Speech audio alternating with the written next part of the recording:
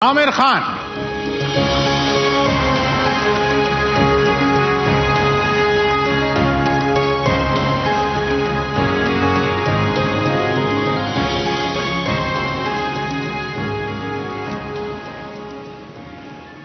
अब मैं क्या, आमिर आप तो अवार्ड शोज में जाते नहीं?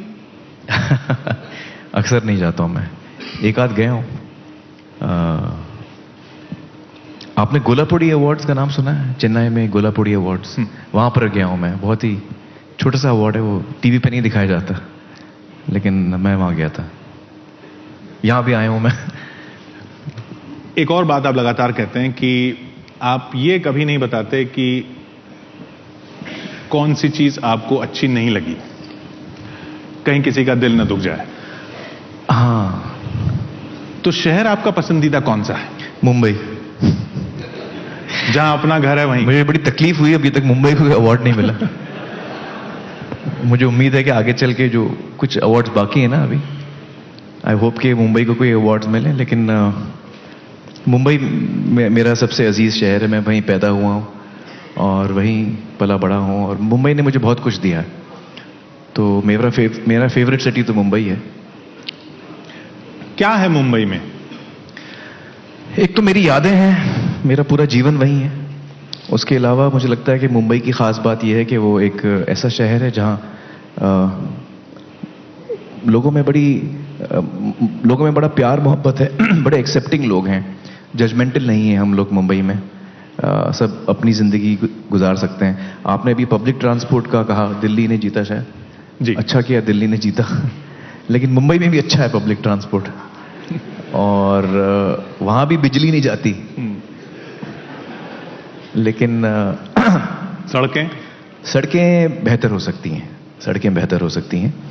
और यकीनन मुंबई जो एक शहर है वो एक मुश्किल शहर भी है, क्योंकि देश भर से लोग वहाँ आना भी चाहते हैं। तो प्रशासन के लिए या एडमिनिस्ट्रेशन के लिए, म्यूनिसिपैलिटीज़ के लिए बहुत मुश्किल होता है इतने ज़्यादा लोगों की देखभाल करना। इट्स नॉट ईजी, स्पेशली क्योंकि हिंदुस्तान में बहुत कम सिटीज़ हैं जो पहले से प्लान्ड हों, जो ज़्यादातर ऑर्गेनिकली ग्रो हुई हैं। तो उनमें फिर इंफ्रास्ट्रक्चर में थोड़ा मुश्किल हो जाता है वो चीज़ें करना। But mainly for emotional reasons I love Mumbai. शहर हम लोगों के लिए जैसे यहाँ स्टेज पर बैकड्रॉप है ना, वैसे जिंदगी में भी एक बैकग्राउंड में रह जाता है, बैकड्रॉप रह जाता है। आप नहीं मानते ऐसा कि शहर को हम उतनी अहमियत नहीं देते? शहर से जो मिलता है वो तो लेते हैं। हाँ, आप सही कह रहे हैं, शहर को भी हम अहमियत नहीं देते। अक्सर कभी कभी हम देश को अहमियत नहीं देते। देश हमें तभी याद आता है जब क्रिकेट मैच चलता है, तब हम सब पेट्रियोटिक हो जाते हैं। आईपीएल तो शहर में भी वही करने की सोच रहा है। तो I think that as a society कहीं ना कहीं बहुत सारी चीज़ें हैं जिस पे अगर हम ध्यान दें तो हमारा देश सुधर सकता है, हमारे शहर सुधर सकते हैं। अक्सर हम डिमांड करते हैं हमारे पॉलिटिशियंस से, हमारे एडमिनिस्ट्रेशन से, बट वो डिमांड ही रह जाती है। हम अक्सर हम अपनी जो रिस्पॉन्सिबिलिटीज़ हैं या ड्यूटीज़ हैं एज ए सिटीज़न, वो हम भूल जाते हैं। तो अक्सर ये भी होता है। प्रोफेसर यादव यहाँ हैं, शाहनवाज जी हैं, अरविंदर जी हैं, सुधांशु जी हैं। क्या हम लोग इनको अपनी जिम्मेदारियां देना ही अपनी जिम्मेदारी मानते हैं? हाँ, कहीं ना कहीं ऐसा लगता है मुझे, और ये अफसोस की बात है, क्योंकि मुझे लगता है कि जिन लोगों को हम चुनते हैं कि वो हमारा देश चलाएं या हमारा शहर चलाएं या हमारा राज्य चलाएं, हम जब उनसे उम्मीद रखते हैं तो वही उम्मीद हमें अपने आप से भी रखनी चाहिए। हमारी भी कोई रिस्पॉन्सिबिलिटीज़ हैं जो अक्सर हम भूल जाते हैं, हम पूरी नहीं करते। और एक तरह से जो प्रोग्राम हम कर रहे हैं सत्य में जयते, उसमें कोशिश हमारी यही है कि हम लोगों को थोड़ा जागरूक करें और उनको सोचने पे मजबूर करें कि उनकी क्या जिम्मेदारियां हैं। एक तरफ प्रशासन अपना काम करे, लेकिन आप अपना काम भी करें और सिर्फ उंगली ना उठाएं। मिसाल के तौर पे कन्या भ्रूण हत्या जो है, ये एक ऐसा मुद्दा है जो बहुत अहम है मेरे देश के लिए, मुझे लगता है। और इसमें लॉज भी बन गए हैं, सेक्स सिलेक्शन, अबॉर्शन इलीगल है। और मुझे तो लगता है कि ये कानून बना यही एक बहुत मतलब हमारी सोच पे रोशनी डालने वाली बात है। विदेशों में, बहुत सारे कंट्रीज में, अमेरिका में या यूरोप में ऐसा कोई कानून नहीं है। आप जो बच्चा होने वाला है उसके बारे में पता कर सकते हैं और डॉक्टर आपको खुल के बताएगा कि बच्चा होगा, बच्ची होगी, लड़का या लड़की। वहां पे ये कानून इसलिए नहीं है क्योंकि वहां पर माता पिता बच्ची को मारते नहीं, तो उनको ये कानून की जरूरत ही नहीं। ये बड़ी शर्म की बात है कि हमें इस कानून की जरूरत है। और कानून है, चलिए अगला कदम देखते हैं। अगला कदम यह है कि अब प्रशासन या जो हमारे नेता हैं या जो हमारी एडमिनिस्ट्रेशन है, कानून तो बन गया है, लेकिन वो क्या हर घर में एक पुलिस वाले को रखें? क्योंकि ये जो जुर्म है हम अपने घर में प्लान करते हैं कि भाई मेरी बच्ची होने वाली है, हमें नहीं चाहिए। ये जुर्म हम अपने बेडरूम में प्लान करते हैं। तो कहां तक प्रशासन इस पे ध्यान रख सकती है? तो कहीं ना कहीं हमको उसकी जिम्मेदारी लेनी है, हमें अपना नजरिया बदलना है, हमें अपनी सोच बदलनी है। मेरा ये मानना है कि एक डेमोक्रेसी में, एक लोकतंत्र में बहुत जरूरी है कि हम अंदर झांकें और ये सोचने की कोशिश करें कि मैं अपने आप में क्या सुधार ला सकता हूं, मेरी कहां कहां कमजोरियां हैं, मैं अपने देश को कैसे मजबूत बना सकता हूं। और अपने देश को मैं मजबूत एक आसान तरीके से बना सकता हूं कि मैं अपने आप को मजबूत बनाऊं। जब मैं खुद मजबूत बनूंगा तब देश मजबूत बनेगा। ये मेरा ख्याल है।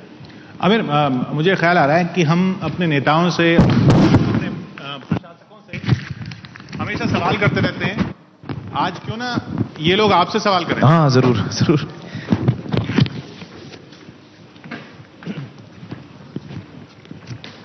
प्रोफेसर साहब, आप आमिर से कुछ सवाल करना चाहेंगे?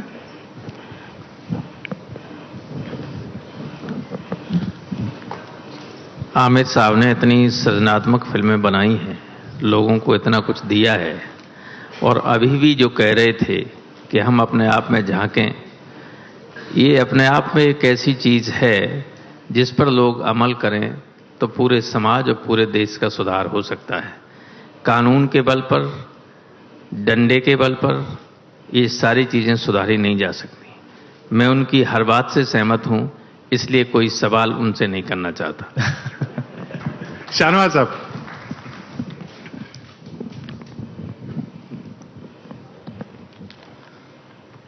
देखिए, आमिर से को जवाबदेह बना रहे हैं आप यहाँ पे, और आमिर जवाबदेह हैं भी, क्योंकि कई ऐड के ज़रिए उन्होंने लोगों को जागरूक किया भी है।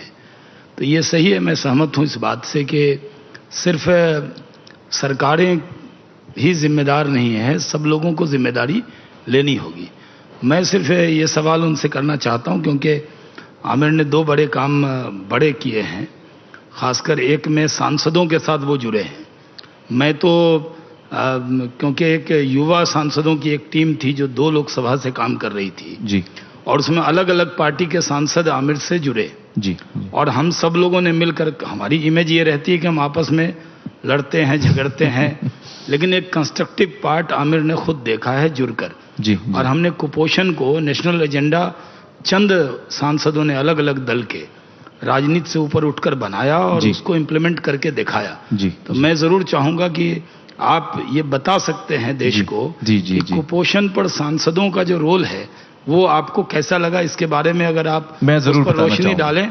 क्योंकि जब लास्ट क्वेश्चन पार्लियामेंट का था तो लास्ट क्वेश्चन यही आया था और मैंने स्पीकर साहिबा से कहा कि मैं उस टीम से जुड़ा हूं, इसलिए मुझे इसका सवाल पूछने का अधिकार दिया जाए। तो मैंने अपने इस लोकसभा का लास्ट क्वेश्चन कुपोषण पे पूछा।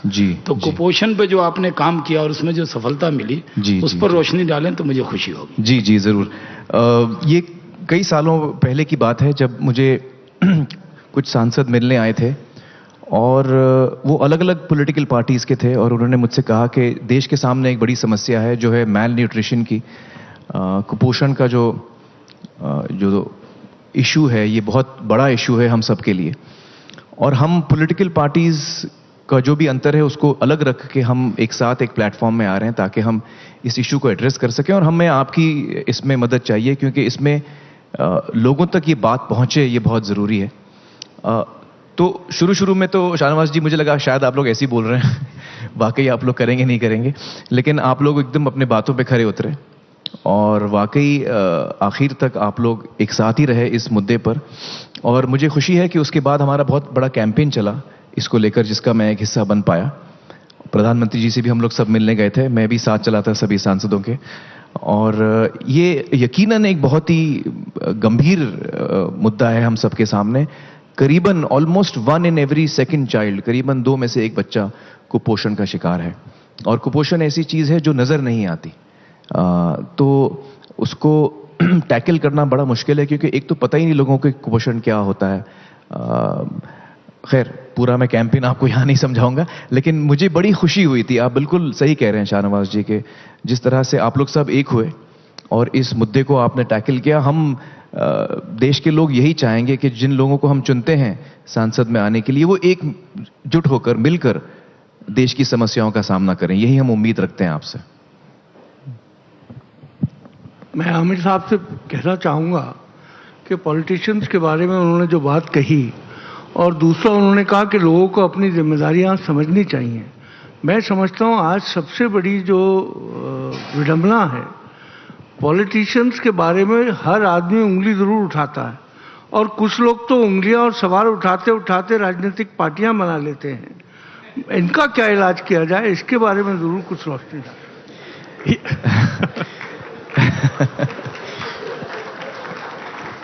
देखिए, मुझे इसमें 2 चीजें कहनी है।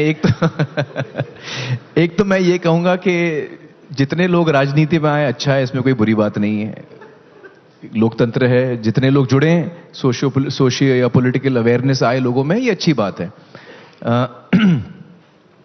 मैं आपसे सहमत रखता हूं इस बात से कि अक्सर हम जब देश को देखते हैं, और ये ख्याल मुझे करीबन 10-15 साल पहले आया, जब मुझे इस तरह के सवाल पूछे गए पॉलिटिशियंस के बारे में कि भाई अब बड़ा करप्शन है, पॉलिटिशियंस में बड़ा करप्शन है, पॉलिटिशियंस करप्ट हैं। तो मुझे ये एहसास हुआ कि जो हमारे पॉलिटिशियंस हैं वो कोई मार्स और जुपिटर से तो आए नहीं हैं, हमारे समाज से ही, या ना वो जापान, चीन या अमेरिका से आए, हमारे समाज से ही हैं। हमने ही उनको चुना है। और हम कहते हैं कि ये 500 लोग ठीक नहीं है। चलिए मान लेते हैं ये 500 ठीक नहीं है, इनको हटा देते हैं और 500 ले आते हैं, क्या फर्क पड़ने वाला है? फर्क तब पड़ेगा, ये मेरा मानना है, जब हमारा जो सोशल फाइबर है वो इंप्रूव होगा, जो हमारी लेवल ऑफ इंटेग्रिटी है जब वो इंप्रूव होगी, जब हमारे मॉरल वैल्यूज इंप्रूव होंगे, तब फर्क आएगा। तब आप फिर किसी भी 500 लोगों को वहां खड़ा कर देंगे, आपको फर्क नजर आएगा। और हम अक्सर ये कहते हैं कि देखिए ये लोग करप्ट हैं, ये कर रहे हैं, वो कर रहे हैं। हमने ही उनको चुना है, नंबर 1। दूसरा ये कि मैं अपनी जिंदगी में तो करप्शन मुझे ठीक लगता है कि यार मेरा काम हो जाए, मेरे बच्चे का एडमिशन हो जाए, मेरा ये हो जाए, मेरा फलाना ढमका ये हो जाए। तो जब आप करप्शन अपने आप में कबूल कर लेते हैं, तब आप फिर उन लोगों में क्यों नहीं कबूल करते? तो मेरा ये कहना है कि हम सबको अंदर झांकना है कि हम करप्शन अगर हम अपने अंदर से निकालें तो ही चीजें अल्टीमेटली एक जमीनी स्तर पर, मतलब एक बड़े पैमाने पे चेंज हो सकती हैं। आज मैं ये भी देखता हूं किशोर जी के हम लोग उम्मीद खो देते हैं। उम्मीद नहीं खोनी चाहिए।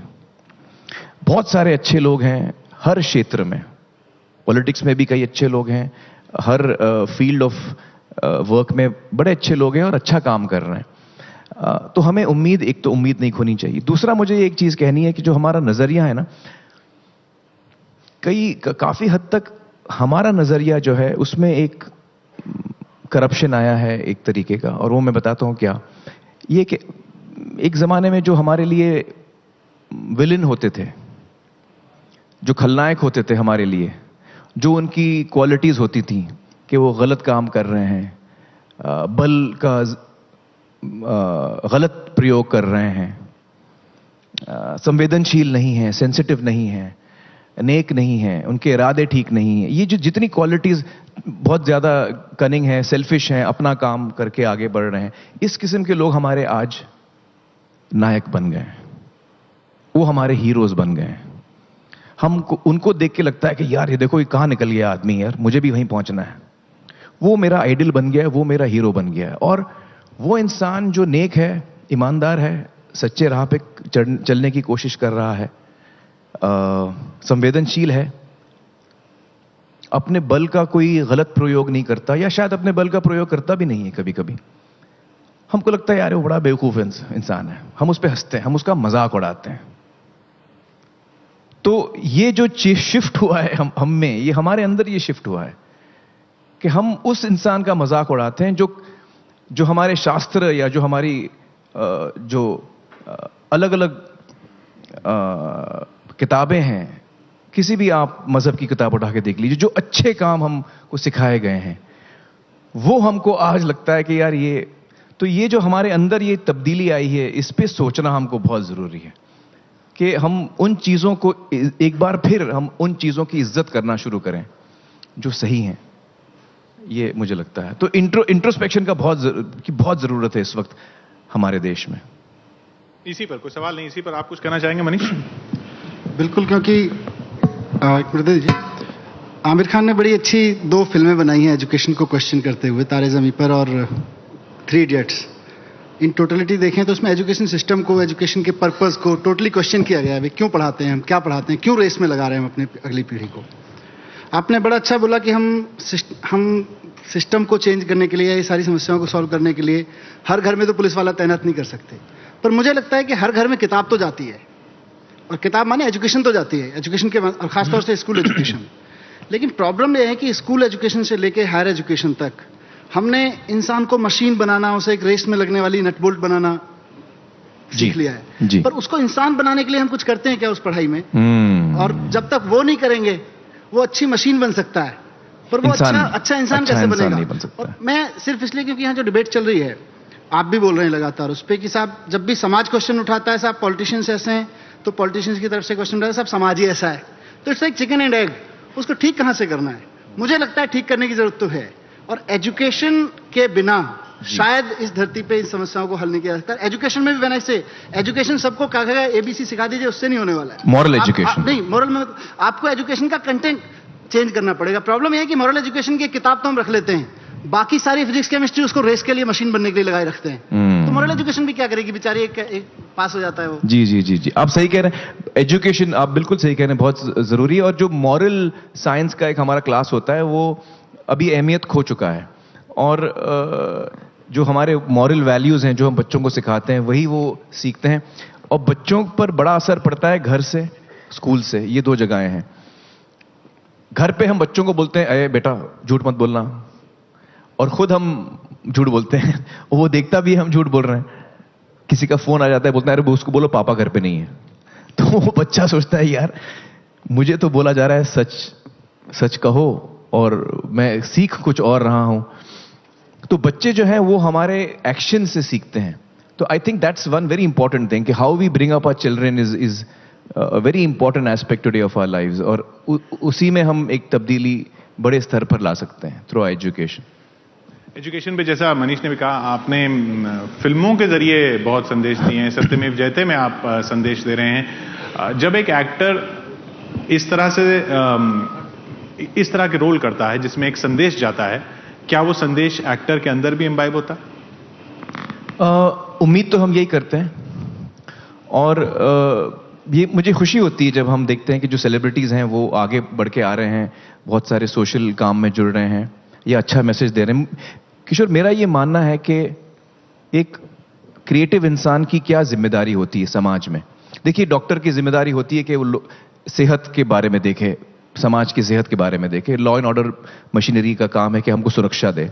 जस्टिस का काम है कि वो हमें इंसाफ दिलाए। तो ऐसे हर वॉक ऑफ लाइफ में हर इंसान की कोई ना कोई एक सोशल जिम्मेदारी होती है।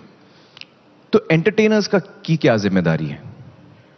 मैं ये मानता हूं कि हमारी जिम्मेदारी है कि न सिर्फ हम लोगों का दिल बहलाएं, उनको एक जज्बाती तौर पे खुश रखें, उनका एक मनोबल बढ़ाएं या उनको इंस्पायर करें, खुश रखें। सिर्फ इतनी हमारी जिम्मेदारी नहीं है, मेरा ये मानना है। मेरा ये मानना है कि एक क्रिएटिव इंसान की जिम्मेदारी होती है कि वो समाज में सोशल फाइबर को बिल्ड करे, मॉरल वैल्यूज को बिल्ड करे। The responsibility of a creative person is to bring grace to society. जैसे आप पोएट हैं, या आप म्यूजिशियन हैं, या आप एक्टर हैं, या अलग अलग लोग हैं क्रिएटिव फील्ड्स में, उनकी ये सोशल, उनका कंट्रीब्यूशन ये होता है समाज की तरफ कि वो समाज में जो मॉरल वैल्यूज हैं उसको बिल्ड करें, समाज को तंदुरुस्त बनाएं इस तरीके से।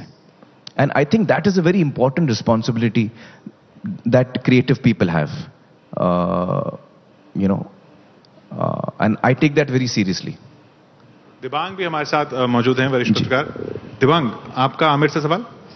देखिए, आमिर खान के होने का फायदा और मजा यह है कि आप उनसे सवाल पूछ सकते हैं और हर सवाल का जवाब उनका, जो फिल्मों के बारे में कहा जाता है कि हटके है, हटके ही होता है।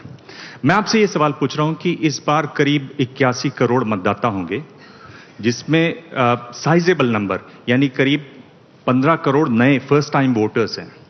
15 करोड़ नंबर आमिर इसलिए भी बहुत इंपॉर्टेंट है क्योंकि अगर 2009 के चुनाव को देखें, जो पिछला चुनाव था, उसमें कांग्रेस पार्टी को सिर्फ 11.9 करोड़ वोट मिले थे, उनको 15 करोड़ वोट नहीं मिले थे।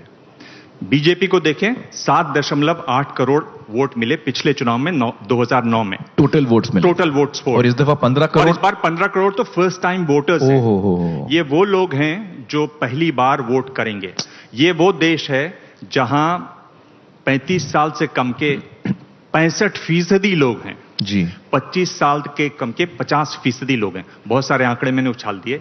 आप ये जो नए वोटर्स हैं, आप ये तो नहीं बताएंगे कि मुझे लगता है कि किस पार्टी को वोट दें, पर वोट डालने से पहले एक तो वोट जरूर डालें, वोट डालने से पहले क्या देखें?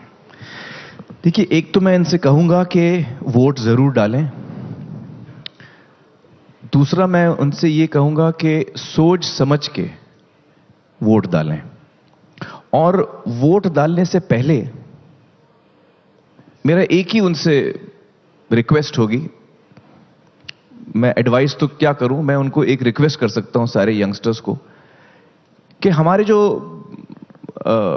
एंसेस्टर्स हैं, उन्होंने एक सपना देखा था हिंदुस्तान के लिए, आजादी की लड़ाई उन्होंने लड़ी, और उनके मन में एक सपना था, उनके दिमाग में, एक दिल में एक सपना था, और वो सपना जो है वो हमारे लिए लिख के छोड़ गए हैं, कहीं हम भूल ना जाएं। जो संविधान है उसका जो पहला पन्ना है, जो प्रीएम्बल है कॉन्स्टिट्यूशन का, वो उस सपने को एम्बॉडी करता है। तो जब आप वोट करने जाएं तो एक दफा आप पन्ना पढ़ लें कि जो हमारे फोरफादर्स थे, जिन्होंने आजादी की लड़ाई लड़ी थी, उनके मन में क्या सपना था इस देश के लिए। वो आप एक दफा, आपको वो चीज याद दिलाएगी जब आप प्रीएम्बल पढ़ेंगे। तो उस चीज को मन में रखिए और एक अच्छे कैंडिडेट को चुनिए जो आपके कॉन्स्टिट्यूएंसी में कई उम्मीदवार खड़े होंगे, उनके बारे में सोच समझ के आप वोट करें। उनके आजकल तो उम्मीदवार को अपना 2-3 चीजें अहम जो हैं बतानी पड़ती है, शायद वेल्थ बतानी पड़ती है, एजुकेशन क्वालिफिकेशंस, कहीं उन्होंने गलत काम तो नहीं किया है, क्रिमिनल रिकॉर्ड्स होते हैं, तो ये सारी चीजें बतानी पड़ती हैं। तो आप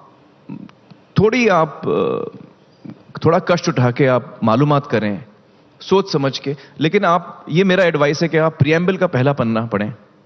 ये हम सबको, मैं भी ये करने वाला हूं, वोटिंग के दिन मैं सबसे पहला सुबह उठ के मैं संविधान का पहला पन्ना पढ़ूंगा, उसको पढ़ के फिर मैं जाऊंगा वोट देने के लिए। हम भी लौटते हैं शहरों के मुद्दे पर। कोई ताली मार रहे हैं यहां से यार, आप लोग ताली नहीं मार रहे हैं, सही नहीं कहा मैंने, सही थॉट है ना। आमिर, आपसे एक सवाल है कि हम जो क्रिएटिव क्लास की बात करते हैं, जो राइज ऑफ क्रिएटिव क्लास, जिसमें आप एक्टर्स हो गए, म्यूजिशियंस हो गए, आर्टिस्ट हो गए, उनकी जो वो जो डेवलपमेंट करते हैं या जो वो इकोनॉमी के अंदर एडिशन करते हैं, वो बहुत बड़ी है, बट उनको कहीं वो रिस्पेक्ट नहीं मिलती कई बारी जो उनको जरूरी है, और शहर के अंदर उनकी सेलिब्रेशन बहुत जरूरी है, वो शायद हम नहीं कर रहे। उसके लिए हमें क्या स्टेप्स लेने चाहिए?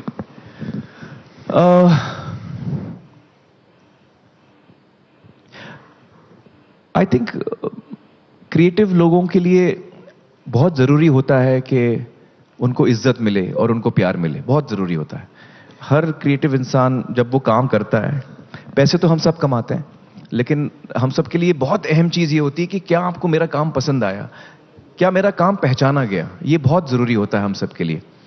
तो एक तो उनको रिकग्निशन सही मिलनी चाहिए, जो भी वो काम करें।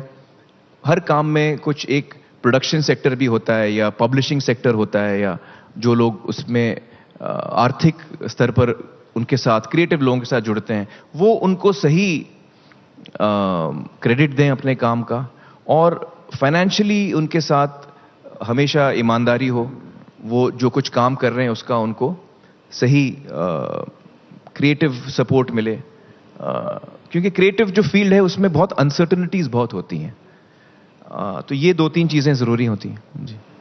क्रिएटिविटी की आपने बात की और शहरों की बात की, तो एक फिल्मी डायलॉग ही मुझे याद आ रहा है कि इस शहर की दौड़ में दौड़कर करना क्या, इस शहर की दौड़ में दौड़कर करना क्या, जब जीना यही है तो फिर उसके लिए मरना क्या। बहुत बहुत शुक्रिया आपका Aamir. Thank you so much.